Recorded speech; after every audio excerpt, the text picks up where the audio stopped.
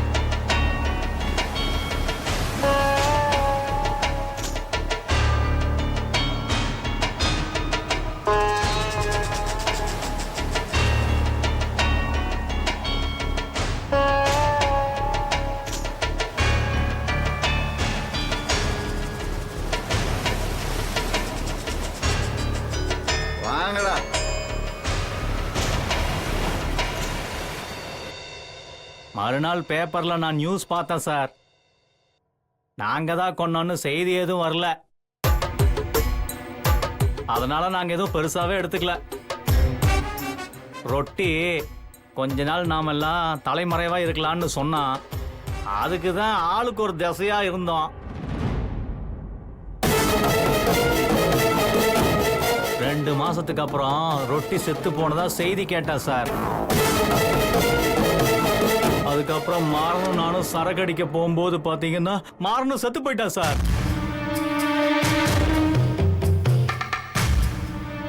அதனாலதான் நானும் பயந்து போய் சொந்தக்காரங்க வீட்டுக்கு வேலை கேட்டு வந்திருக்கிறேன் சார். சார் நான் எல்லாத்தையும் சொல்லிட்டேன் சார். என்னையும் போட்டு தள்ளிடுவாங்க போட்டிருக்கு சார். ரொம்ப பேஜாரா பயமா இருக்குது சார். சார் சார் என்னை எப்படியாவது இதுல இருந்து காப்பாத்தி விடுங்க sir. Sir please sir. Sir sir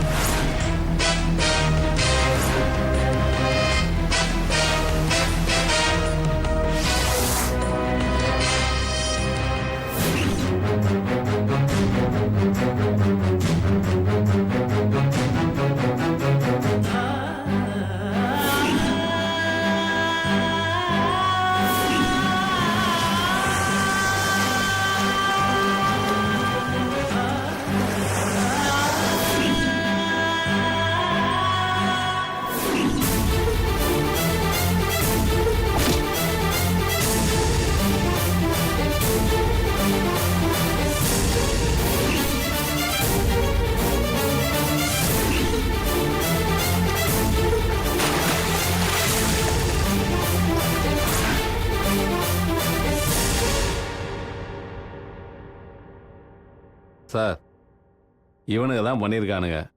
ரொட்டிக்கும் மாறனுக்கும் கையால இருந்திருக்கான். உமா சூசைட் பண்ணிக்கிட்டதா அவங்க சொன்னதை இவன் அப்படியே நம்பியிருக்கான். இவன் பார்க்கல. இல்ல சார், உமா கற்பழிக்கப்படல. She is Virgin.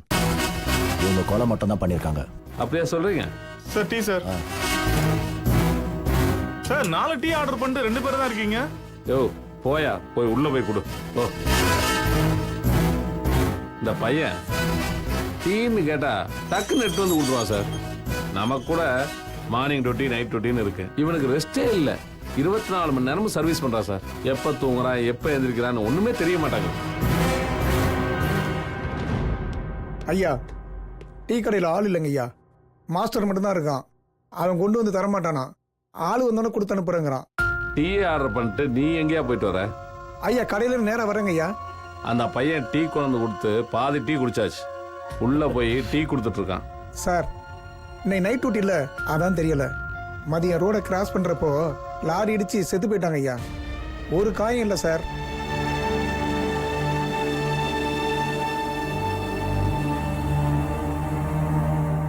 சார் வாங்க.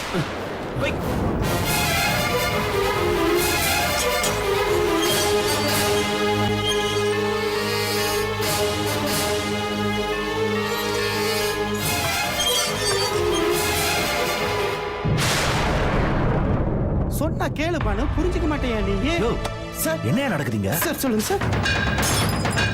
சார் என்ன சார் நடக்குதுங்க? எனக்கு ஒன்றும் புரியல சார். தம்பி,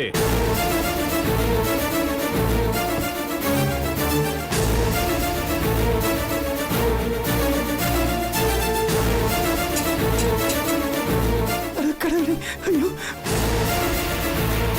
சார், என்ன சார் இப்படி எல்லாம் நடக்குது?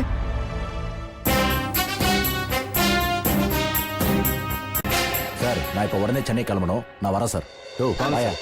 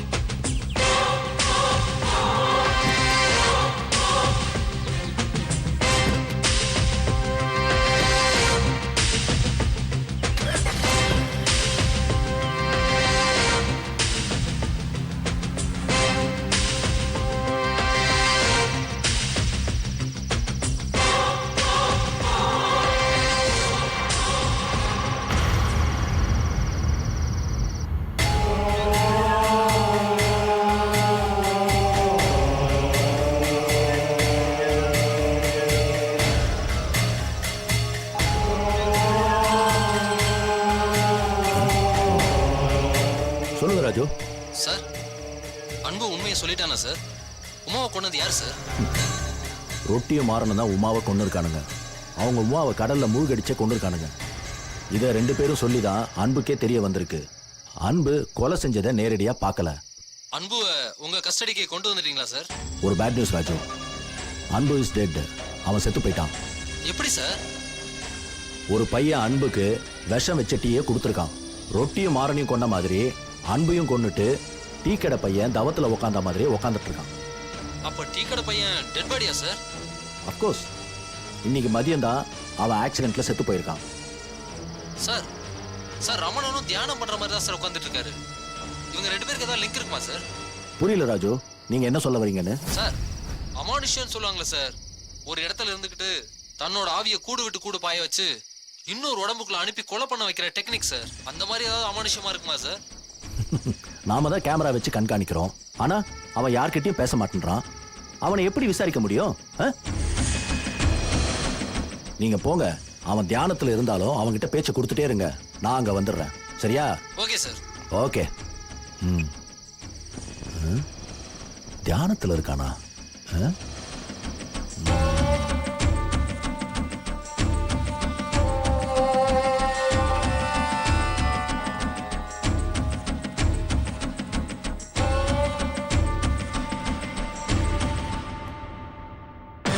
சார் சார் சார் என்ன சார் இது?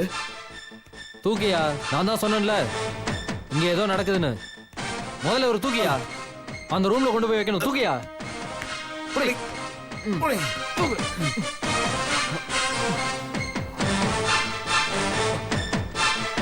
பார்த்து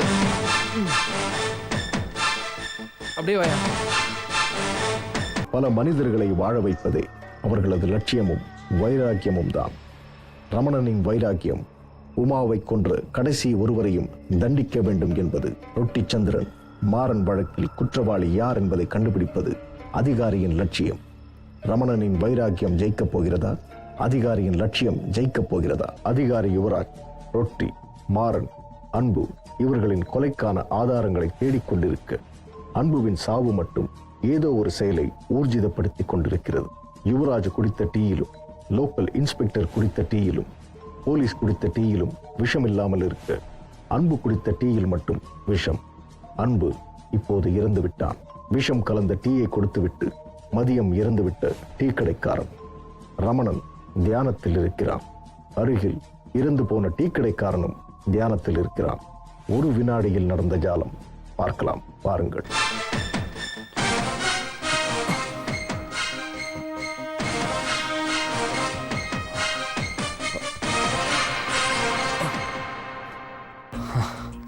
வாயா. என்ன சார் இது?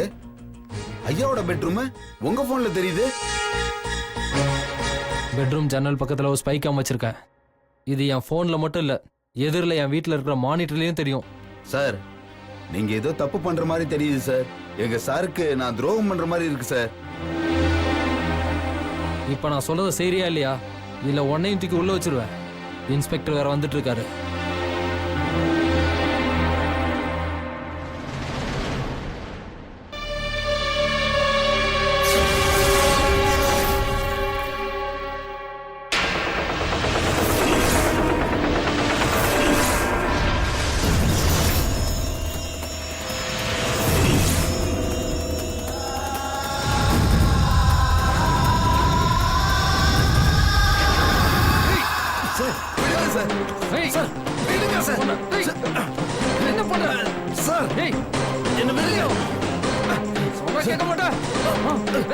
விடுங்க சார்.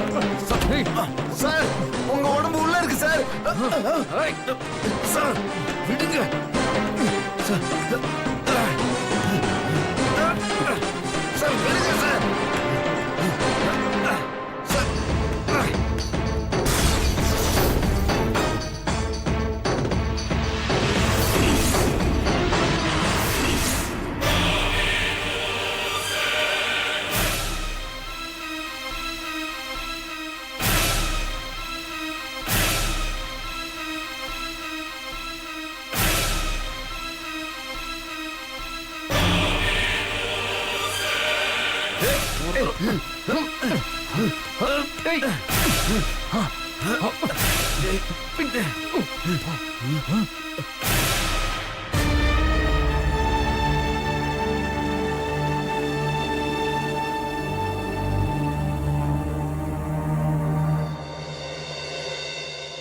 நீ ஒரு அக்யூஸ்ட்.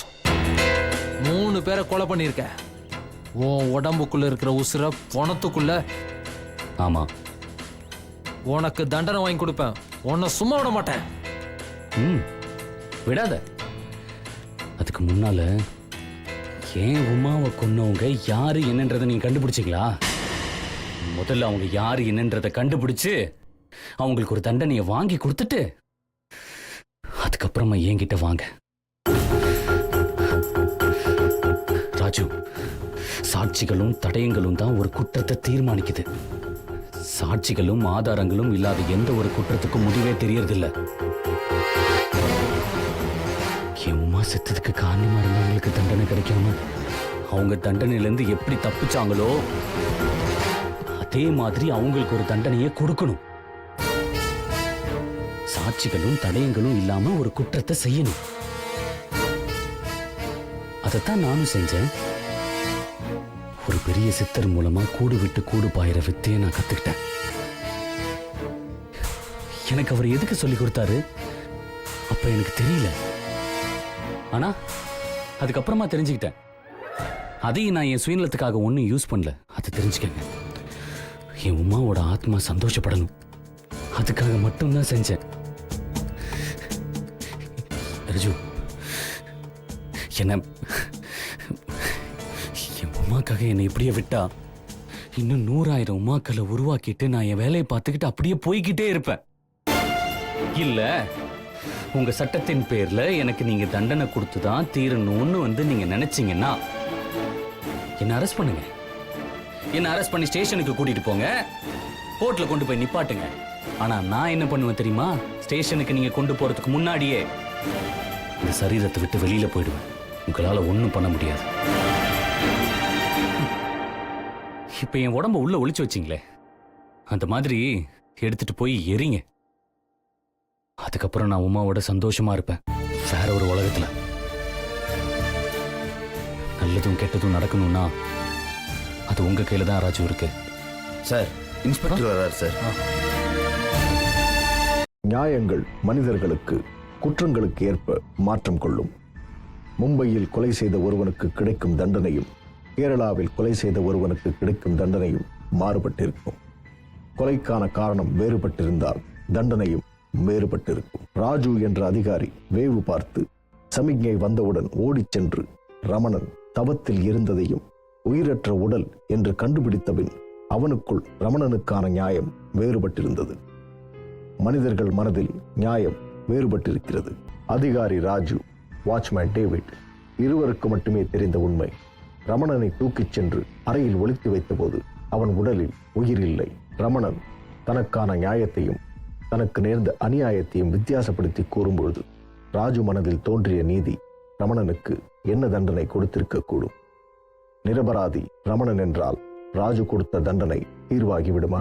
பல வருடங்களாக கட்டிய கப்பல் வெள்ளோட்டத்தில் அமிழ்ந்து விடுவது போல் ரமணனை குற்றவாளியாக்குவதற்காகவே அடை காத்த அந்த பணி ரமணனுக்காக விரைமாவதை அவன் விரும்புவானா? வாருங்கள் பார்க்கலாம். என்னாச்சு? என்னாச்சு ராஜு? உங்களை தான் கேட்கிறேன். சார், உடம்புல உயிர் இல்லாத மாதிரி உட்காந்துருந்தார் சார். இங்கேருந்து அந்த ரூம்க்கு தூக்கிட்டு போகலான்னு தூக்கினேன் சார். திடீர்னு கண் முழிச்சு பார்த்தாரு சார். அதுக்கப்புறம் அங்கேருந்து இங்கே வந்து உட்காந்துட்டார் சார். சார், எதுவுமே பேச மாட்டேங்கிறார் சார். ரமணன் சார், உமாவை கொண்ட அந்த 3 பேரை நீங்க தான் கொண்டிருக்கீங்க. உங்க வாயால் அதை சொல்லலைன்னா வெளியில யாருக்கும் தெரிய போறதில்ல. சொல்லுங்க. நான் என்ன சொல்லணும்? நான் இங்க இருக்கேன், கொலை எங்கேயோ நடந்திருக்கு. நான் இங்க இருக்கப்போ கொலை எங்கேயோ நடந்திருக்கப்போ நான் எப்படி சார் கொலை செய்ய முடியும்? உங்க போலீஸ் டிபார்ட்மெண்ட் என் வீட்டு ஜன்னல்ல கேமரா வச்சிருக்கீங்க, அது எனக்கு தெரியும். நான் ஒன்றும் மறுப்பு தெரிவிக்கலையே. சாட்சி உங்க கேமரா விஷுவல்ஸ்ல இருக்கு சார். நான் இங்கே தான் இருந்தேன், இங்கே தான் இருக்கேன். என்ன, என் உமா என்னை விட்டு போனதுக்கு அப்புறம் எனக்கு வாழ பிடிக்கல. தியானம் எனக்கு நிம்மதியை கொடுக்குது. அமைதியா போயிட்டு இருக்கு சார் என் வாழ்க்கை. இது தவிர வேற ஏதாவது நீங்க என்கிட்ட இருந்து தெரிஞ்சுக்கணுமா? அமானுஷ்யம்னு சொல்லுவாங்களே, அதோட சம்பந்தப்பட்ட விஷயம் மனுஷ விதிகளுக்கு அப்பாற்பட்ட விஷயம். கூடு விட்டு கூடு பாயிறது பெரிய பெரிய சித்தர்கள் கத்து வச்சிருந்த வித்தை. வைராகியமா கத்துக்கிறவங்களுக்கு தான் இந்த வித்தை சாத்தியமாகும். நிலத்துல எண்ணெய் இருக்கிற வரைக்கும் தீபம் பிரகாசமா எரிஞ்சு அணையிற மாதிரி அவன் கோபம் தணிஞ்ச உடனே அவன் காவு வாங்க இருந்து நின்று போயிடும்னு நான் நினைக்கிறேன்.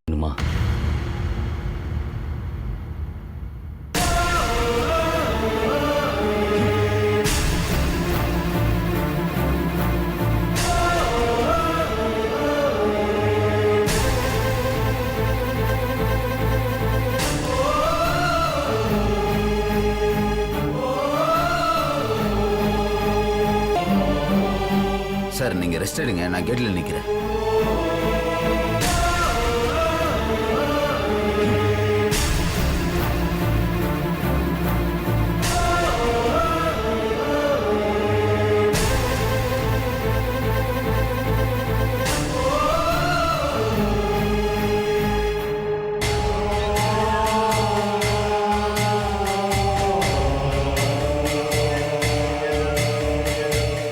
ஒவ்வொரு மனிதனுக்குள்ளும் அமைதியை போதித்த புத்தனும் இருக்கிறான், வன்மத்தை காட்டிய ஹிட்லரும் இருக்கிறான்.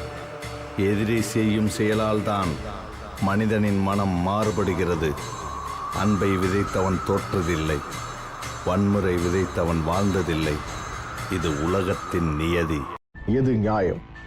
உமாவை கொன்றவர்களை பழிவாங்க ரமணன் செய்த கொலைகள் நியாயமா? தன் உமாவை கொன்றவர்களை சட்டம் தண்டிக்கவில்லை. எனது பார்வையில் 3 பேரும் குற்றவாளிகள். எனவே 3 பேரையும் தண்டிப்பேன் என்று சொல்வது நியாயமா? சட்டத்தை கையில் எடுத்தேன், தண்டித்தேன். இவர்கள் செய்த குற்றத்திற்கான தீர்வை ரமணனை எழுதிவிட்டான். சட்டத்திற்கு முன் சாட்சியங்களும் தடயங்களும் இல்லாதவரை அனைவரும் குற்றமற்றவர்களே. அவர்கள் செய்த கொலையும் குற்றமற்றவைகளே. அமானுஷ்யம் இங்கு நடத்திய வித்தையின் ஒரு பகுதிதான் ரமணனின் கூடுவிட்டு கூடுபாயும் வித்தை. வேறொரு களத்தில் வேறொரு அமானுஷ்யங்களோடு உங்களை சந்திக்கிறேன் நாளை. இது ஆத்மா.